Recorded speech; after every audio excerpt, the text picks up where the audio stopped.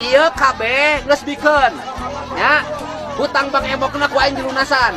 Siang itu tanpa rencana, Bapak Aing melangkahkan kakinya ke sebuah pasar tradisional. Beliau berjalan sederhana, menatap hangat para pedagang kecil di sekitarnya, lalu berhenti di sebuah lapak ibu penjual bumbu dapur. Beberapa barang dibeli, total Rp80.000. Kehadirannya membuat suasana pasar mendadak lebih hidup. Namun tiba-tiba pandangan Bapak Aing kemudian tertuju pada seorang penjual ikan pindang, seorang lelaki sederhana yang akrab disapa Oboy. Wajahnya ceria, tawanya renyah, seolah tak ada beban hidup yang ia pikul membuat Bapak Aing kagum. Lalu Bapak Aing bertanya harga, satu bungkus 4 ekor pindang Rp10.000 dan langsung membeli 100.000. Oboy pun sibuk membungkus pesanan dengan senyum lebar, sebab sejak pagi baru kali itu ia mendapat penglaris. Suasana hangat penuh canda tiba-tiba berubah ketika Bapak Aing menanyakan kabar istrinya. Sekejap senyum itu hilang. Dengan suara bergetar, Oboy berkata istrinya hampir seminggu terbaring di rumah sakit menderita komplikasi. Di balik keceriaan yang tadi terlihat, rupanya ia menyimpan luka yang dalam. Ia bercerita bahwa anak perempuannya setia menjaga sang ibu, sementara anak keduanya ikut membantu berjualan.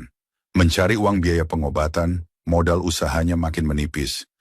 Bahkan ia terpaksa berhutang Rp7 juta ke Bank Emok demi biaya pengobatan, dan agar dagangannya tetap bisa berjalan demi biaya istri tercinta. Mendengar hal itu, hati Bapak Aing terasa diremas. Beliau tak menyangka keceriaan Oboy hanyalah topeng yang menutupi kepedihan yang ia rasakan. Tanpa pikir panjang, Bapak Aing berkata agar semua dagangannya dibungkus. Oboy menuruti dengan tangan bergetar, sementara ikan-ikan itu kemudian dibagikan cuma-cuma kepada para pembeli pasar dan pedagang di sekitar. Oboy tersenyum, tapi matanya berkaca-kaca. Rupanya belum selesai sampai di situ. Sebelum beranjak pergi, Bapak Aing meminta nomor rekening Oboy. Bukan hanya memborong pindang, tapi juga menanggung seluruh hutangnya dan memberikan biaya istrinya juga modal usaha baru.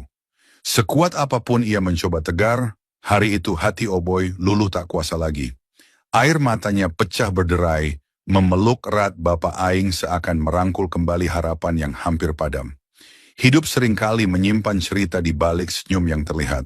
Satu uluran tangan dapat menjadi cahaya di tengah gelapnya putus asa. Mari kita belajar dari Bapak Aing, bahwa kebaikan sekecil apapun bisa menyelamatkan jiwa yang nyaris kehilangan harapan. Iya KB geus bikeun nya hutang Bang Emokna ku aing dilunasan.